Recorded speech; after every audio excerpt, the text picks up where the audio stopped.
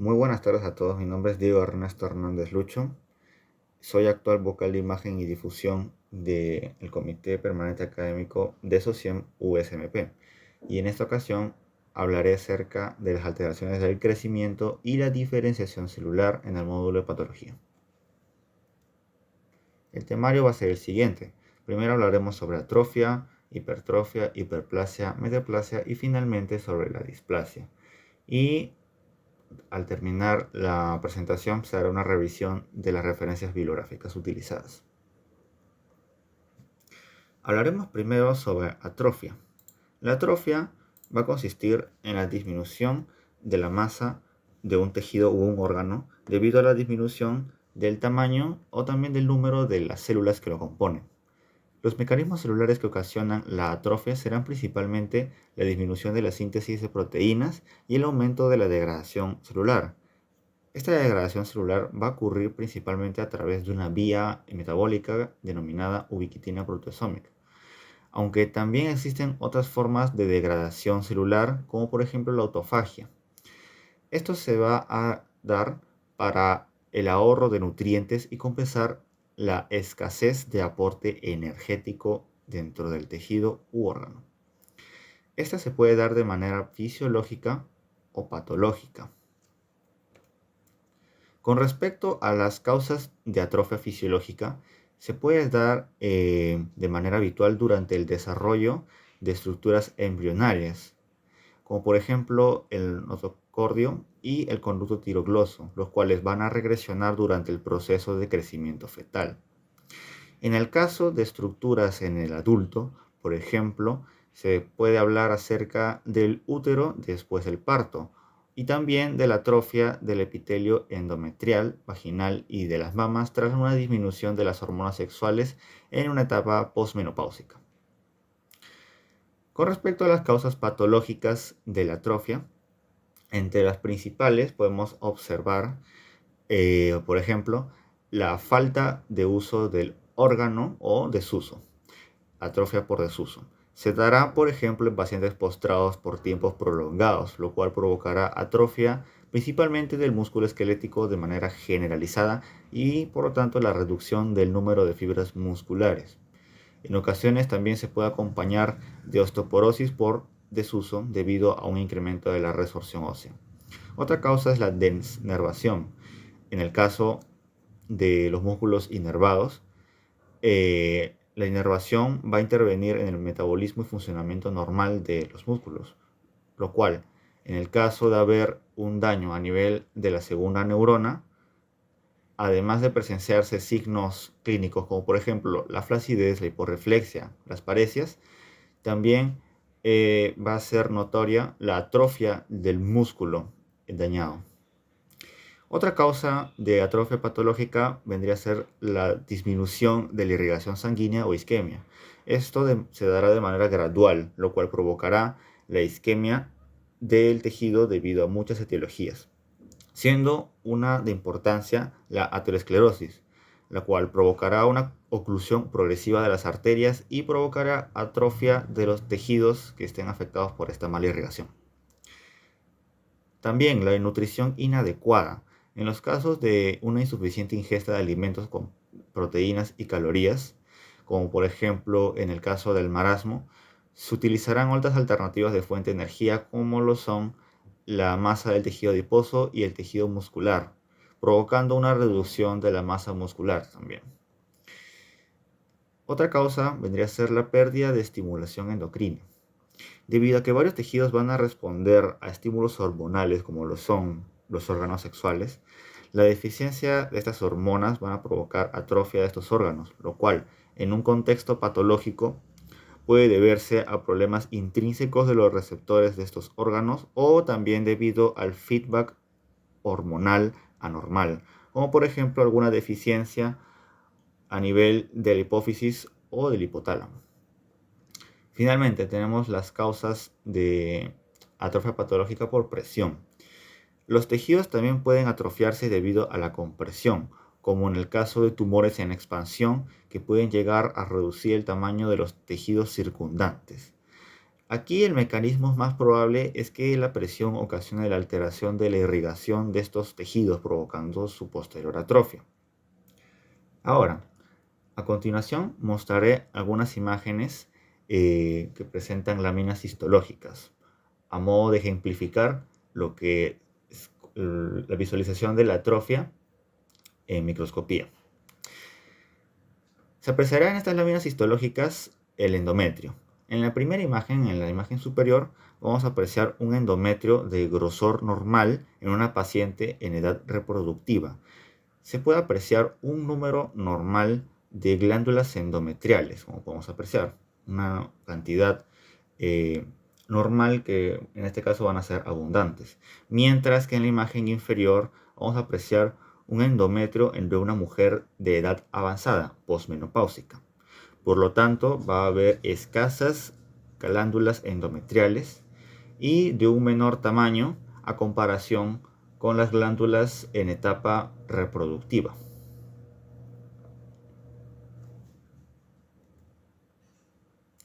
Ahora hablaremos sobre hipertrofia. El término hipertrofia va a hacer referencia al aumento del tamaño de las células de un tejido, que como consecuencia provocará el aumento de las dimensiones del órgano afectado. Es importante destacar en este caso que la celularidad se va a mantener igual, solo el tamaño de las células se encontrará incrementado. Este mecanismo de adaptación celular, al igual que el anterior, va a tener causas fisiológicas y patológicas. Las fisiológicas se caracterizan porque el tejido es sometido a una mayor demanda de su función o también es estimulado por diversos factores de crecimiento o por hormonas. Un ejemplo es el aumento del tamaño celular del músculo esquelético al realizar ejercicio. En este caso habrá una demanda metabólica por el alto trabajo que se realiza en el ejercicio, provocando la hipertrofia de los músculos. Otro ejemplo de hipertrofia fisiológica es la hipertrofia del útero tras el embarazo, lo cual responderá a un mecanismo de estimulación hormonal estrogénica que provocará el crecimiento del músculo liso. Como algunas causas de hipertrofia patológica, la más resaltante e importante, de la cual se va a hablar en esta ocasión, es la hipertrofia miocárdica, en donde diversos factores o mecanismos van a contribuir en el aumento del grosor del músculo cardíaco, comenzando primero por una anomalía, ya sea a nivel de los vasos arteriales o también las enfermedades valvulares como principales factores que desencadenan la hipertrofia miocárdica. Y entre los mecanismos bioquímicos que inducen este proceso en el miocardio, primero se encontrará el aumento de la carga de trabajo en el bombeo de la sangre y luego vamos a ver la acción de sustancias agonistas que provocarán el aumento del trabajo del corazón, como por ejemplo sustancias adrenérgicas o también factores de crecimiento, por ejemplo. Posteriormente, estas sustancias agonistas que permitirán aumentar la carga del trabajo del corazón van a inducir vías de transducción de señales, los cuales activarán subsecuentemente factores de transcripción útiles para la expresión de genes que apoyarán al aumento del rendimiento cardíaco y ahorrar el consumo energético. Sin embargo, las células miocárdicas pueden llegar a un límite de crecimiento. Por lo tanto, a partir de cierto límite, estas sustancias agonistas pueden provocar lesiones reversibles en un inicio. Pueden provocar lesiones que en caso progresen van a conllevar finalmente, en un caso extremo, en un comienzo va a haber regresión de los elementos contráctiles de las células, pero posteriormente procederá la muerte celular, provocando finalmente el desarrollo de insuficiencia cardíaca como una consecuencia de la hipertrofia en exceso del músculo cardíaco. Y a continuación mostraré también láminas histológicas. En estas láminas vamos a apreciar el aspecto microscópico del músculo liso del útero. En esta imagen superior vamos a apreciar las células musculares lisas normales del útero, en este caso de un útero normal, mientras que en esta otra imagen inferior podemos apreciar las mismas células musculares lisas, pero como se puede apreciar están agrandadas considerablemente de tamaño. Han experimentado un aumento considerable. Esto debido a que este músculo liso es de un útero grávido, de una mujer embarazada.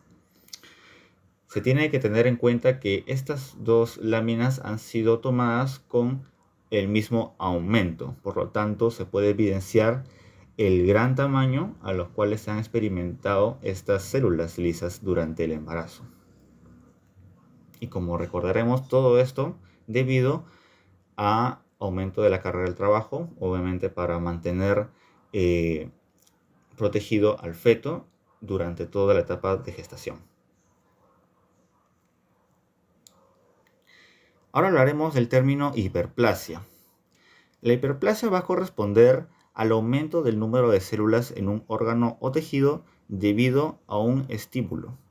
Normalmente los estímulos que ocasionan hiperplasia son similares o iguales a los estímulos que provocan la hipertrofia, con la diferencia de que la hiperplasia se va a dar en órganos que todavía mantengan la capacidad de división mitótica. Y además también, como las anteriores alteraciones del crecimiento, se puede clasificar tanto en fisiológica o patológica. En el caso de la hiperplasia fisiológica, se deberá a la acción hormonal o de factores de crecimiento que van a permitir la proliferación de un tejido, como es el caso de la hiperplasia de las mamas femeninas durante la pubertad o durante el embarazo, lo cual también va acompañado de una hipertrofia del órgano. También se puede dar en casos de compensación fisiológica, como en el caso de la regeneración hepática tras una hepatectomía, en donde las células quiescentes del hígado entrarán en mitosis para recuperar el tamaño normal del hígado. También, otro ejemplo de hiperplasia por compensación es en la médula ósea, en casos de hemorragias agudas o hemólisis por diversas etiologías, las cuales inducirán el crecimiento de la población de células progenitoras de eritrocitos, permitiendo la reposición de los glóbulos rojos en la sangre. Y ahora, en el caso de la hiperplasia patológica, la mayoría son causadas por una acción excesiva o inapropiada de las hormonas o factores de crecimiento a nivel de los tejidos. Un ejemplo es la hiperplasia endometrial, lo cual es inducido por hormonas estrogénicas en exceso, lo cual se manifestará con sangrado menstrual anómalo. Otro ejemplo bien conocido es la hiperplasia prostática benigna, debido a una estimulación anómala por andrógenos. Y es importante también saber que esta alteración del crecimiento, la hiperplasia, puede funcionar como una etapa premaligna para el desarrollo posterior de un cáncer. Pero eso no significa que la hiperplasia, o que mejor dicho, todos los pacientes que tengan, por ejemplo, hiperplasia prostática benigna, van a desarrollar siempre cáncer. Solamente va a servir como una lesión mejor dicho, previo al desarrollo de un cáncer. Y ahora, en estas imágenes vamos a poder observar láminas que corresponderán a la médula ósea. Primero, observaremos la imagen superior que corresponde a una médula ósea normal, en donde podremos apreciar los adipocitos con sus grandes vacuolas de grasa y también a las células blásticas de la médula, que van a corresponder a las células progenitorias o células madre, que van a dar origen a las tres series sanguíneas. Mientras que en la imagen inferior vamos a poder apreciar que estas células blásticas o progenitoras hematopoyéticas van a incrementarse en número, como podemos apreciar aquí. No va a haber tantas células adiposas juntas como en la primera imagen que podemos apreciar aquí. Esto debido como ya he mencionado, a una, alguna anomalía en lo que es el número normal de células sanguíneas en la sangre, valga la redundancia, como los eritrocitos, lo cual puede ser originado por un sangrado masivo, hemólisis, entre otras causas, lo cual a nivel de la médula va a provocar que estas células madre incrementen su número para que así pueda haber una reposición adecuada de los eritrocitos como compensación a la reducción de los mismos en sangre. Ahora hablaremos sobre la metaplasia. La metaplasia va a consistir en un cambio adaptativo reversible en el que un tipo de célula va a ser reemplazada por otra. Estos teniendo en cuenta que no va a verse afectado el nivel de diferenciación o madurez celular. Esto se dará como una respuesta adaptativa ante condiciones adversas que el primer tipo celular no podrá soportar, siendo entonces reemplazado por otro tipo celular más resistente. La metaplasia más frecuente que se da es la sustitución del epitelio cilíndrico por uno de tipo escamoso, que está diseñado para resistir más a efectos dañinos al cual se encuentra sometido el epitelio. Casos de metaplasia se darán, por ejemplo, en la irritación bronquial en pacientes fumadores, debido a la inhalación del humo del tabaco, lo cual provocará que el epitelio cilíndrico ciliado a nivel de la tráquea sea reemplazado por un epitelio escamoso estratificado. Otros se van a dar por cálculos en conductos excretores, como por ejemplo las vías biliares o las vías pancreáticas, en donde el cálculo provocará el cambio de epitelio cilíndrico a escamoso también, debido a una acción similar que la irritación bronquial. Va a provocar esto un daño en el epitelio cilíndrico que este no va a poder soportar y posteriormente va a haber un cambio de estas células cilíndricas a células escamosas. Otro ejemplo se dará en el caso del déficit por vitamina A, lo cual inducirá a una metaplasia escamosa en el epitelio respiratorio, debido a que esta vitamina permite la producción de moco en el tracto respiratorio, y la falta de este moco provocará que distintos agentes patógenos que normalmente quedaban atrapados en este moco provoquen daños epiteliales que induzcan a la metaplasia. Finalmente, una de las metaplasias más estudiadas es el esófago de Barrett, en donde habrá una transición del epitelio escamoso a epitelio cilíndrico similares al epitelio del intestino. Esto como una respuesta a la exposición crónica al ácido gástrico en pacientes con reflujo gastroesofágico. Es claro destacar que en caso la agresión al epitelio sea crónica y persista en el caso de la metaplasia, puede originar la transformación maligna de este epitelio, pudiendo servir también como una lesión premaligna para el desarrollo posterior de un cáncer.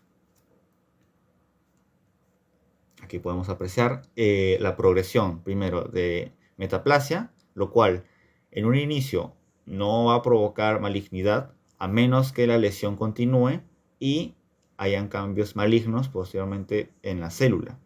Y esto va a servir como una lesión premaligna para la evolución hacia un cáncer.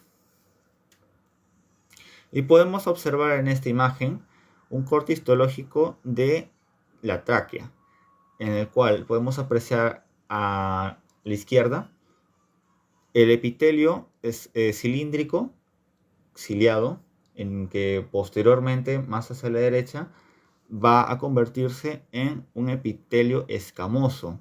Esto debido a la irritación crónica, principalmente por la inhalación del humo del tabaco, aunque ya hemos mencionado que esto se puede dar también en por otras causas, por inhalación de otros agentes nocivos que puedan dañar el epitelio cilíndrico de la tráquea. Ya para terminar, hablaremos sobre la displasia. La displasia se va a caracterizar por el crecimiento desordenado o desorganizado de las células de un tejido, provocando diversidad de tamaños, formas y diversidad de organización de las mismas en el epitelio, en donde habrá evidencia de trastornos en la diferenciación, o sea, la madurez celular. Esto se va a relacionar con procesos de inflamación crónica y a pesar de que es anómala, es potencialmente reversible. Sin embargo, de no ceder el estímulo, este puede evolucionar a un cáncer, ya que la displasia es una lesión necesaria para la aparición de las neoplasias malignas. Cuando los cambios displásicos son graves y afectan todo el espesor del epitelio, la lesión se llama carcinoma in situ.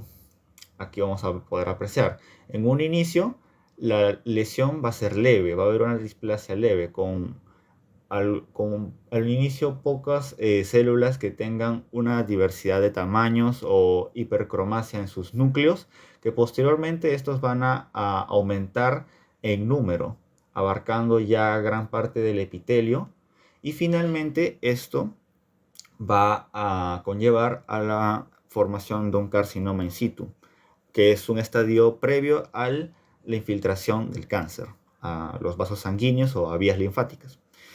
Es importante resaltar de que la displasia y cáncer en sí no significan lo mismo, ya que, como he mencionado, una displasia de leve a moderada no va a afectar todo el espesor del epitelio, a diferencia de la grave que ya va a afectar una gran capa de todo el epitelio.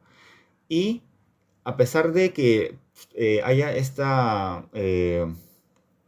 este daño a nivel del epitelio, si llega a ceder, esta lesión puede regresionar a su estado normal. La displasia puede desaparecer y el epitelio puede volver a ser normal. Sin embargo, si estos estímulos nocivos continúan, la progresión al cáncer va a darse. Ya podemos apreciar en esta imagen 4 láminas que corresponderán al espectro de la neoplasia intraepitelial cervical en el contexto de una lesión premaligna del cuello uterino. En la imagen más izquierda podemos apreciar el epitelio escamoso normal del cuello uterino. Podemos apreciar aquí la disposición normal de estas células escamosas. Mientras que conforme vayamos progresando las imágenes hacia la derecha, vamos a apreciar distintas fases de lo que es la neoplasia intraepitelial cervical, en donde podemos apreciar primero aquí un aumento de lo que es la coloración de los núcleos, sobre todo a nivel de las células basales. Estas son las que en un inicio van a dañarse con mayor facilidad debido a que estas son las células más inmaduras del epitelio. Son las que van a dar origen a las células que posteriormente van a estar en la capa más superficial del epitelio. Y por lo tanto, estas son las que con mayor facilidad van a iniciar la displasia. Posteriormente, en esta imagen, que está más a la derecha, vamos a poder apreciar núcleos de mayor tamaño y también las células van ya abarcando más región en todo lo que es el epitelio escamoso.